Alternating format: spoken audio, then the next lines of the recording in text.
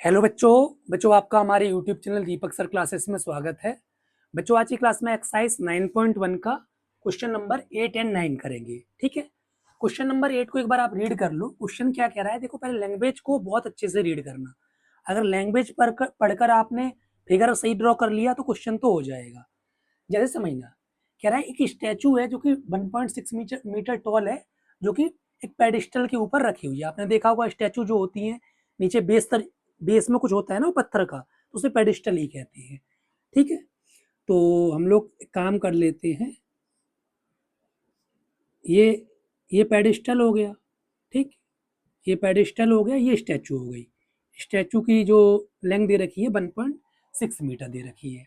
आगे समझो क्या कह रहा है, ग्राउंड पर कोई एक पॉइंट है, वहां से एंगल ऑफ एलिवेशन जो है top of the statue is 60, यानी स्टैचू के टॉप का। स्टैचू स्टैचू ये है, इसका टॉप ये हुआ, तो एंगल ऑफ एलिवेशन 60।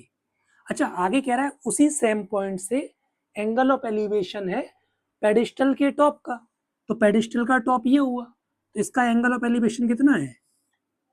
इसका एंगल ऑफ एलिवेशन दे रखा है 45। समझ में आ रहा है? अच्छा, आपको पेडिस्टल की हाइट निकालनी है। ठीक है, यानी इसकी हाइट ये फाइंड आउट करनी है। नेमिंग कर लेते हैं ABCD। ठीक है, अच्छा मैंने आपको पहले भी समझाया था कि हमेशा जब भी जैसे ट्रिग्नोमेट्रिक रेशियो लगाएंगे, दो ट्रायंगल होते तो पहले छोटे वाले में लगाते हैं। छोटे का मतलब साइड से छोटा। ठीक है, यानी पहले हम लगाएंगे, ये पॉइंट को ना इधर लिख देता हूं तो और क्लियर रहेगा, BDC में। ठीक है, इन ट्रायंगल BDC। अच्छा, कौन सा ट्रिग्नोमेट्रिक रेशियो लगाएंगे आप बताओ मुझे।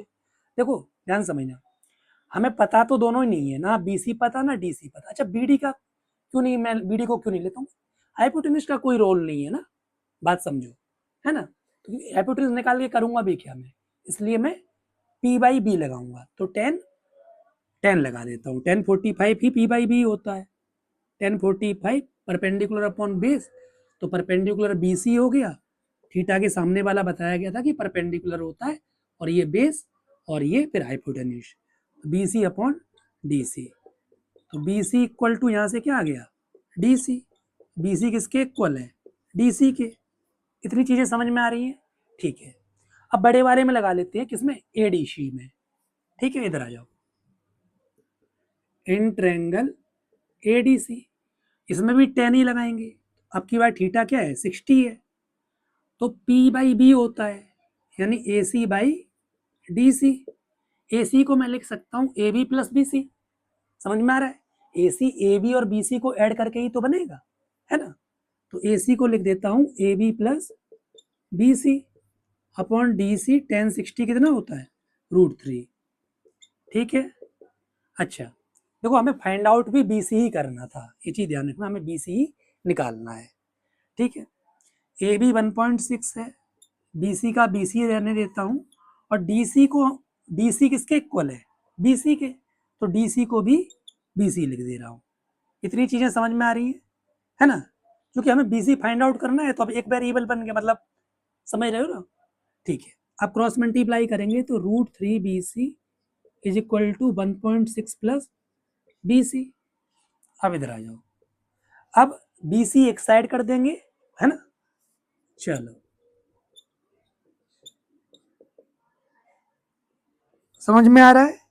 अब इसमें से क्या करूं, BC कॉमन ले लूं, √3 - 1 अपॉन इक्वल टू 1.6। कॉमन लेने का मतलब क्या होता है, डिवाइड देना। तो √3 - 1 बचा। अब BC फाइंड आउट करना है, तो ये चीज जो मल्टीप्लाई में है वो किस में चली जाएगी, वो डिवाइड में चली जाएगी। इतनी चीजें समझ में आ रही है ना। ये चीज मल्टीप्लाई में थी, ये डिवाइड में। अब हम इसे रेशनलाइज करेंगे, क्योंकि टेनमीटर में हम रूट नहीं रखते हैं।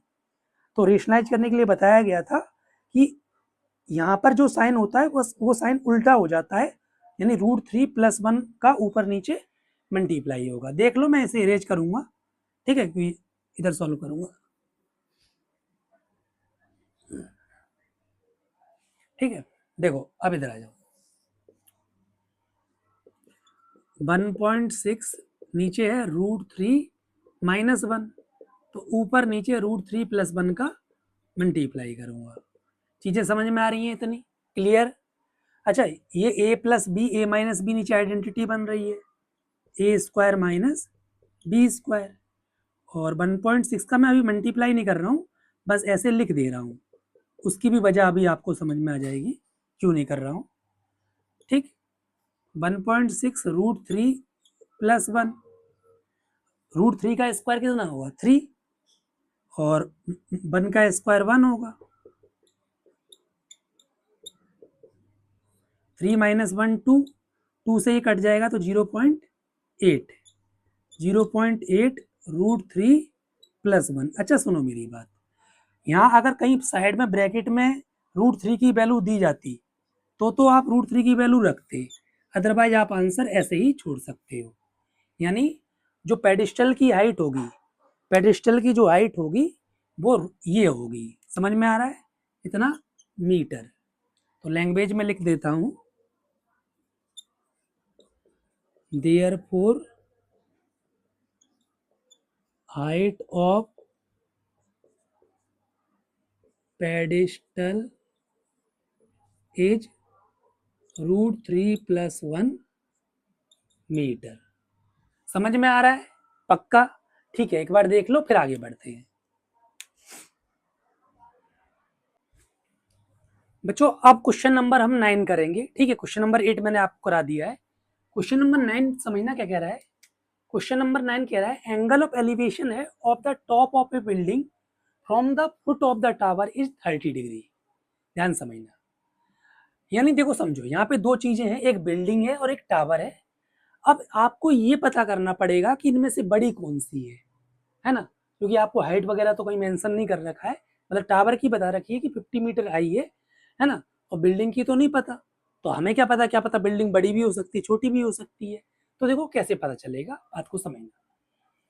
देखो मैं यहाँ शॉर्ट में लिखता हूँ, एंगल ऑफ एलिवेशन जो है top of A building from the foot of the tower, है ना, टावर से बिल्डिंग का जो एंगल ऑफ एलिवेशन है वो 30 डिग्री है, ठीक, 30 डिग्री। बिल्डिंग से टावर का जो एंगल ऑफ एलिवेशन है वो 60 डिग्री है ना। बिल्डिंग के कहाँ से, फुट से, टावर के कहाँ से, फुट से, ठीक है, लिख रखा है देखो, elevation of top of building from the foot of the tower, इतना। तो ये मैंने शॉर्ट में लिख दिया कि टावर के फुट से बिल्डिंग का एंगल ऑफ एलिवेशन 30 डिग्री है, बिल्डिंग के फुट से टावर का एंगल ऑफ एलिवेशन 60 डिग्री है। चलो अब बात को समझना, अभी ये चीज हमें बताएगी कि इनमें से बड़ा कौन सा है, ये एंगल ऑफ एलिवेशन ही बताएंगे, क्योंकि हमें नहीं पता कि बिल्डिंग बड़ी है टावर बड़ा है। तो देखो बात समझो, देखो ऐसे समझो, मान के चलो मैं यहाँ खड़ा हूँ, ठीक, इधर एक बिल्डिंग है, इधर एक बिल्डिंग है, ठीक है। अब जिसकी हाइट ज्यादा होगी उसका एंगल, जब मैं उसे देखूंगा, उसके टॉप को देखूंगा, तो उसका एंगल ऑफ एलिवेशन भी ज्यादा होगा, लॉजिकल बात है ना। जिस बिल्डिंग की हाइट ज्यादा होगी, जब मैं उसे देखूंगा तो सीधी सी बात है एंगल ऑफ एलिवेशन भी ज्यादा होगा, और जिस बिल्डिंग की हाइट कम होगी, समझ ना, तो जब मैं उसे देखूंगा उसके टॉप को तो उसका एंगल ऑफ एलिवेशन भी कम होगा। तो सिंपल सी बात ये है, जिसकी हाइट ज्यादा उसका एंगल ऑफ एलिवेशन ज्यादा, ठीक। अब इसका मतलब टावर का, बिल्डिंग के फुट से टावर का एंगल ऑफ एलिवेशन 60 है, तो इसका मतलब टावर बड़ा हुआ बिल्डिंग छोटी हुई, ठीक है। चलो डायग्राम बना लेते हैं, ये टावर है हमारा, ठीक, और ये बिल्डिंग है। ध्यान सुनना, बिल्डिंग के फुट से टावर का एंगल ऑफ एलिवेशन 60 डिग्री है। बिल्डिंग का ये फुट होगा, फुट का मतलब बेस, टावर, और एंगल ऑफ एलिवेशन कितना है, एंगल ऑफ एलिवेशन जो है वो बिल्डिंग के फुट से टावर का ना 60 डिग्री है, ठीक। टावर के फुट से बिल्डिंग का एंगल ऑफ एलिवेशन 30 डिग्री है। ये ऐसे चीजें समझ में आ रही हैं, नेमिंग कर लेते हैं ABCD, ठीक। और ध्यान समझो क्या रखा है, टावर 50 मीटर हाई है, यानी जो ये हाइट दे रखी है ये 50 दे रखी है, ठीक।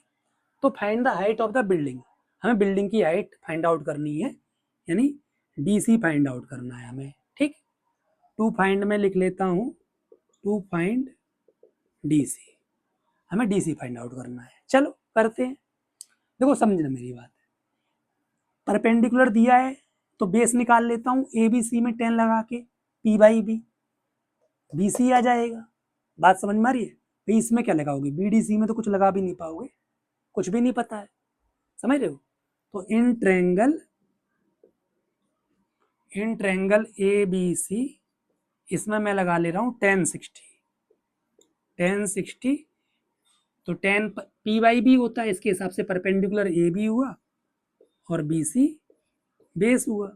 1060 √3 होता है और ये 50 B C, √3 B C is equal to 50। B C find out करना है तो √3 मल्टीप्लाई में है तो इधर किस में चला जाएगा, डिवाइड में। अब इसे रेशनलाइज कर लेता हूँ, रेशनलाइज करना तो बताया था, √3 का ऊपर नीचे मल्टीप्लाई हो जाएगा, 50√3/3। ठीक है, ये बी सी की लेंथ आ गई 50√3/3 मीटर, क्योंकि टावर 50 मीटर है ना, यूनिट मीटर में दी गई है। इतना समझ में आया? अब बी डी सी में लगा लेता हूँ, समझ में आ रहा है? क्या लगा लूँ, 10 ही लगा लूँ, क्योंकि परपेंडिकुलर निकालना है और बेस हमने इधर निकाल लिया। ठीक है, समझ में आ रहा है? चलो, in triangle B D C 1030 लगेगा, पी बाई बी मतलब D C by B C, 1030 1/√3 होता है। डी सी हमें फाइंड आउट करना है, बी सी की वैल्यू ये आई है, यहाँ लिख देते हैं 50√3/3। समझ में आ रहा है? अब इसे हम क्रॉस मल्टीप्लाई करेंगे, 50√3/3 is equal to √3 D C, है ना। √3 डी सी का इससे 1 का इससे करोगे same as it is equal to में ऐसे कट जाता है, आपको बताया गया था। ठीक है, अब देखो 50 इज इक्वल टू हो जाएगा 3 D C, 50 is equal to 3 D C, है ना। 50 equal to 3 D C cross multiply से, तो डी सी निकालने के लिए 50/3 हो जाएगा, जो कि डेसिमल में आ जाएगा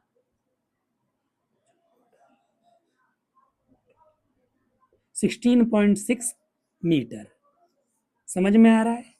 तो हमसे क्या पूछा था, हमसे बिल्डिंग की हाइट पूछी थी, बिल्डिंग ही डीसी है, therefore height of the building is 16.6 metre.